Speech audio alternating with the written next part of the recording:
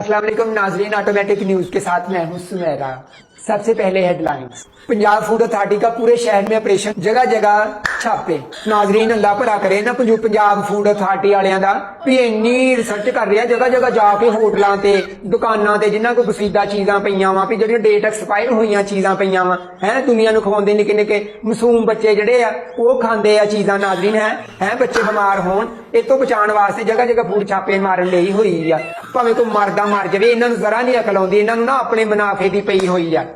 बस जिथे इन्ना नुकसान होया ना ते मैं आपस की गल वा भी इन्ना ना कईयां दा भला भी होया वा। खोते का गोश्त खा के जिहड़ा बच्चा 10-15 किलो वजन नहीं सी चुक सकदा, हुण अल्लाह दी मेहरबानी नाल 2-2.5 मन वजन जिहड़ा ना चुक लैंदा। नाज़रीन अवाम ने इन्ना खोते का गोश्त खा लिया, पहले जाके कहंदे सी कि छोटा गोश्त दे दे ते हुण जाके कहंदे आ सानू खोता गोश्त दे दे। भी दस इन्ना गोश्त उन्हां दे दिमाग ते खोते गोश्त दा चढ़ गया कि दूसरा गोश्त दा नाम ही नहीं याद रहा। अल्लाह भला करे नाज़रीन इन्हां पंजाब फूड अथॉरिटी वालियां दा जिन्हां ने जगह जगह जाके छापे मारे ते इन्हां ज़ालमां नूं रोकिया वा है।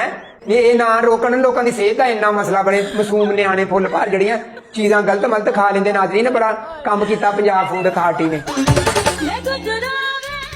एक्सक्यूज मी नाज़रीन, तुहाडे ना भाईजन दा विच ही फोन आ गया, जरा मैं सुन लवां। है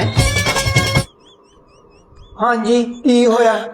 हाँ आनी आ पर इन्ना ना तू मेरे ते किते, मेरा तू किते मैनू खुंजण नहीं दिंदा। 1 मिनट लिए मेरी जुदाई बर्दाश्त नहीं हुंदी तेरे कोलों। है की हो गया? हाँ थक गया मैं तो की आ भी मैं आउणा ही आ घर, मैं लत्तां घुट दिन्नी आ तेरियां आके। हाँ वो बच्चों तो नहीं लड़ीदा हुंदा, निक्के निक्कियां तो की अजे उन्हें कसीम दा खट्टा डोलता अपने दा। मैं आप आ जाने ला एडी नसीम किते सिर चढ़ी पई आ जिहड़ी सारे महल्ले नालों। है मैं मैनू किते लड़ना नहीं आउंदा, मैं महल्ला अगे ला लूं पूरा आके। आउनी सॉरी आ गया मैं हुण 1 मिनट तो होया जे मैनू आनी आ। नाज़रीन सॉरी हो ना मेरे ना शौहर दा फोन आ गया सी विच ही।